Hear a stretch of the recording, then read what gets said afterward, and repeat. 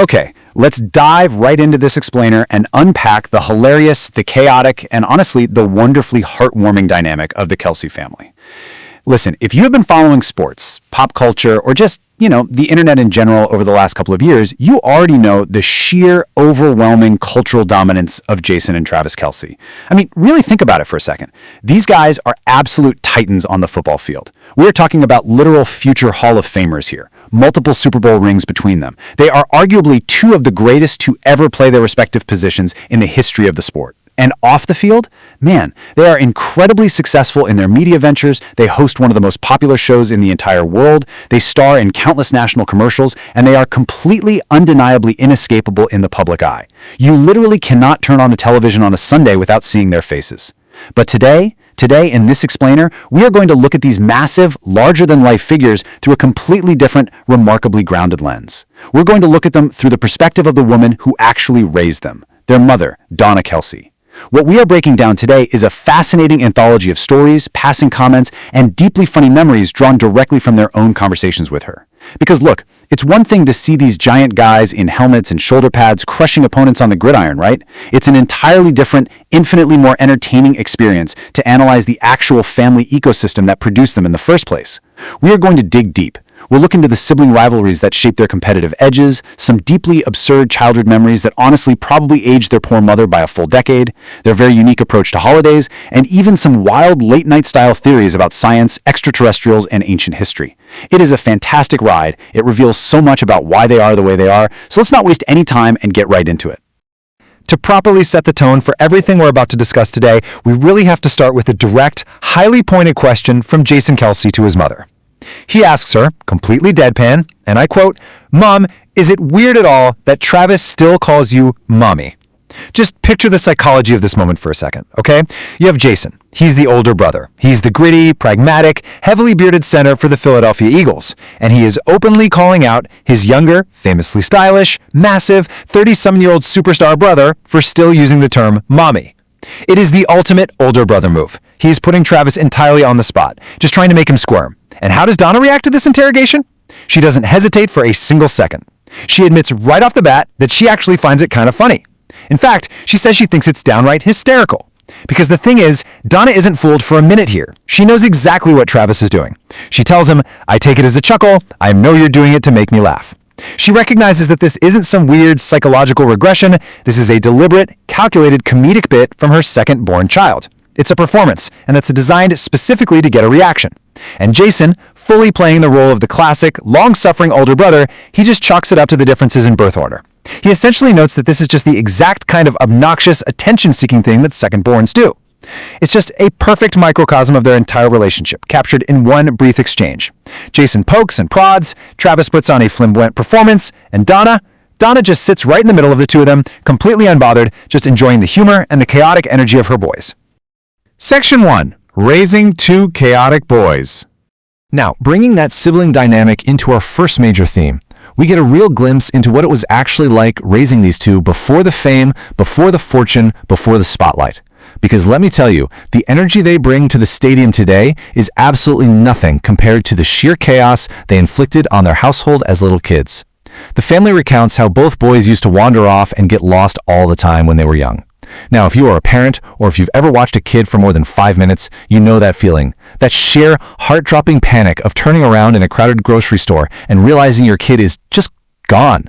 But the psychology behind why these two specifically got lost, it is wildly, hilariously different. Jason frankly admits that he got lost simply because he just wasn't paying attention.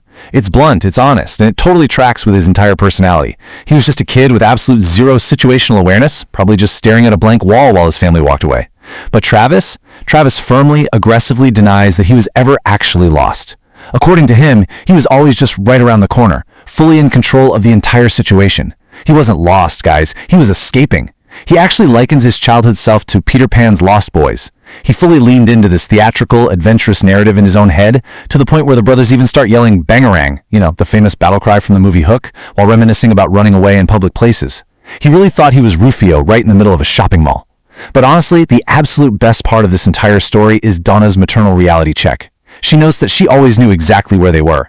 She was watching from a distance, but she also knew they were absolutely terrified in those moments once they realized they were actually alone. Travis tries to reframe that childhood terror as the excitement of it, but the truth of the matter remains. Jason wandered off because he wasn't looking. Travis ran off because he thought he was starring in a 90s action movie, and Mama Kelce had her eyes on both of them the entire time, just patiently waiting for them to figure it out. Okay, we have to talk about the sheer, unadulterated absurdity of their childhood games, and how incredibly quickly those seemingly innocent games spiraled into absolute public relations nightmares for their poor mother. We are talking about the legendary Superman chip clip incident. Picture this in your head. The boys are little, and they decide they want to be Superman. Pretty standard childhood stuff, right? We've all been there. So they grab some towels from the bathroom to use as capes. But here's the logistical problem. How do you secure a heavy bath towel around your neck when you're a little kid with no safety pins? Well, you improvise. You go straight into the kitchen and you grab a hard plastic chip clip, and they clip the towel directly to the front of Travis's neck. Now listen, if you have ever snapped one of those heavy-duty chip clips on your finger by accident, you know those things have some serious, painful spring action. Predictably, it digs right into his skin and leaves a nasty, angry red mark right across his throat. Now, in isolation, that is just a standard, messy, boys will be boys childhood mishap. You put some ice on it, you tell them not to do it again, and you move on with your day. But it's what happens next that elevates this to absolute legendary status in the Kelce family lore. The very next day, Donna takes Travis to his daycare for a totally normal morning drop-off. And what does this sweet little boy tell the incredibly concerned daycare workers when they ask about the giant red slice on his neck? He announces with full dramatic flair that his father cut him with a knife. Let that sink in for a second. Donna recalls that she literally almost got taken down to the police station by the authorities over this. It is a breathtaking escalation by a toddler, going from a kitchen chip clip to accusing his own dad of a violent crime. It perfectly encapsulates the exhausting, high-wire act of raising these two deeply unpredictable kids. So, the crucial, overarching question that obviously arises from that insane anecdote is, did Dad actually slice Travis with a knife? Well, thankfully, of course not. But the reality of the situation provides an incredibly funny, ironclad alibi for the family. During this entire chip clip fiasco, their father, Ed Kelce, wasn't even in the country. He was traveling for work and was safely down in Mexico. But Jason and Travis, never ever missing an opportunity for a dark, fast-paced joke at their parents' expense, immediately start riffing on this geographical fact. The very second Donna mentions Ed was in Mexico, the boys joke that their dad had just slit Travis's throat and decided to immediately flee the country, getting the heck out of Dodge to hide out from the feds south of the border. Travis even chimes in, completely deadpan, joking that his dad never showed him enough attention anyway and only ever cared about Jason, so the attempted murder made total logical sense. It's this rapid-fire, highly sarcastic, deeply absurd banter that shows exactly how this family communicates with each other. They take a moment of genuine maternal panic, Donna literally almost having to deal with Child Protective Services because of a plastic kitchen clip, and they effortlessly turn it into a hilarious, fictional true crime thriller about their father fleeing international borders to escape justice. It just shows you how razor-sharp their comedic timing has been since day one. Section 2. The Mother's Day Truth. Transitioning away from the absolute chaos of their childhood, let's examine the reality of a major parenting milestone that they discuss at length. Because look, even when discussing a universally recognized, incredibly wholesome holiday like Mother's Day, the Kelce family manages to approach the topic from a completely unique, somewhat philosophical, and highly entertaining angle. They're discussing the upcoming holiday, and Jason, fully playing the role of the ultimate cynic and devil's advocate, asks if they are considering this one a real holiday or a made-up holiday. He claims you always have to ask these days, pushing this idea that maybe it was just invented by greeting card companies to sell flowers and chocolates. It's a very typical conversational provocation. He's just throwing a slightly controversial premise into the air just to see how his mom reacts. But Donna doesn't miss a single beat. She shuts down his philosophical premise entirely and aggressively. She points out that pretty much every civilized country in the world has their own recognized version of Mother's Day, and then she hits him with the ultimate undeniable fact. There is nobody more important in this world than mothers, because quite simply, nobody would be here without one. Boom. Debate over. Wrap it up. It is a fantastic, flawless shutdown. Jason tries to get all intellectual and philosophical about the commercialization of modern holidays, and Donna just drops the undeniable hammer of human biology right on his head. It is exactly the kind of no-nonsense, grounded response you would expect from a Midwestern woman who successfully survived raising two massive, boisterous, extremely argumentative athletes. But once they establish that it is in fact a very real holiday, the conversation naturally turns to what mothers actually want. And the beautiful simplicity of Donna's actual desires for that day is just amazing. When asked what she really wants for Mother's Day, her answer is a perfectly wholesome, highly specific, and deeply grounded set of requests. First and foremost, she says mothers just want to be with their children, noting very pragmatically that this doesn't happen very often when the kids get older, move away, and start their own lives. just time. That's the main goal. But then she gets into the material gifts, and it is a delightful, incredibly modest list. Flowers, of course, standard stuff. But then she specifically requests pistachios. Literally just a bag of pistachios. She also mentions macarons, which the boys hilariously refer to as French sandwiches, totally butchering the elegance of the pastry. And finally, she professes her deep love for chocolate and caramel turtles. Now, I really want you to think about the massive contrast here. Her sons are flying around the world on private jets, hanging out with the biggest pop stars on the planet, making international headlines every single day, signing massive multi-million-dollar contracts, and living these intense, larger-than-life existences. And what does Mama Kelce want to celebrate her life's work? She wants to hang out with her boys for a few hours, eat a handful of pistachios, and maybe have a caramel chocolate turtle. It is incredibly endearing, and it serves as a wonderful anchor for the entire family. It proves that no matter how incredibly famous the Kelce name gets, the core matriarch of the family is completely unchanged, entirely unpretentious, and easily pleased by the very simple joys in life. Section 3. Mutants and Synthetic Wombs. But because this is a conversation strictly governed by the unpredictable minds of Jason and Travis Kelce, the wholesome, grounded talk about caramel turtles and French sandwiches absolutely does not last very long. The conversation abruptly and inexplicably pivots from pastries straight into the realm of dystopian science fiction. Just as Donna establishes that Mother's Day is vital because every single human being is born from a mother, Travis throws a massive Matrix-level curveball. He points out that it probably isn't too far down the road until kids are literally being born out of synthetic, artificial wombs in laboratories. And he asks his mother what she thinks of that, and if synthetic wombs will eventually replace the need for Mother's Day entirely. He even asks if she would ever use one. Now, you really have to appreciate the whiplash here. We went from pistachios to sci-fi artificial birth pods in about 10 seconds flat. But Donna firmly and immediately rejects this entire premise. She says no, absolutely not, and even jokes that there's got to be something inherently wrong with people who come out of synthetic wombs. But what's really fascinating here is how she brilliantly pivots this absurd tangent back to her core values. She insists that no matter how you are born, no matter what technology is involved, it all comes down to your family's makeup, your DNA, and your ancestry. She entirely dismisses the sci-fi distraction and grounds the conversation right back in the reality of bloodlines and family heritage. She refuses to let a hypothetical technological advancement diminish the fundamental historical importance of the family unit. And of course, the moment Donna brings up DNA and ancestry, the brothers see another golden opportunity for a joke. It perfectly illustrates how quickly they can take a serious, meaningful point about genetics and turn it into brilliant, self-deprecating comedy. When Donna talks about how everything is based on your ancestry and the DNA passed down from your parents, Jason applies his own deadpan logic to explain his and his brother's massive size and unbelievable athletic success. Instead of agreeing that they just have great genetics, Jason jokingly theorizes that if you are born next to a nuclear power plant, you can mutate and become a superhero. He then points out the exact geography of their childhood. They were born and raised in North Ridgeville, Ohio, a place where there were a lot of farms, a lot of cornfields, and, consequently, a whole lot of agricultural pesticides running off into the environment. They hilariously conclude that this agricultural runoff and toxic pesticide exposure is the real, actual reason they are mutants. Travis even chimes in, looking at his brother, and jokes, "That's why Jason's arms look like that." It is an absolute masterclass in deflection. Instead of patting themselves on the back for their incredible Hall of Fame work ethic, or even just acknowledging that they won the genetic lottery by having tall parents, they humorously credit the local pesticide levels of their hometown for giving them superhuman abilities. It's a perfect shining example of their classic Midwestern humility wrapped in a thick layer of completely absurd comic book origin story logic. Section 4. Mama Kelce's World Tour. Moving into our final theme for this explainer, we really get to see how Donna's life today is just as action-packed and unpredictable as her son's. Because let me tell you, her jet-setting lifestyle and travel experiences genuinely rival even the most seasoned, hardened global travelers out there. She is definitely not just sitting at home knitting and watching football on Sundays. She casually brings up a recent cruise experience through the Caribbean as if she were talking about a slight delay at the local grocery store. Her planned destinations were the Dominican Republic and then Haiti, but she mentions that they had to be redirected to St. Thomas. Why? Well, because, as she calmly and quietly states, there was some civil strife going on in Haiti. Now, the boys immediately perk up at this intensely casual use of the phrase civil strife.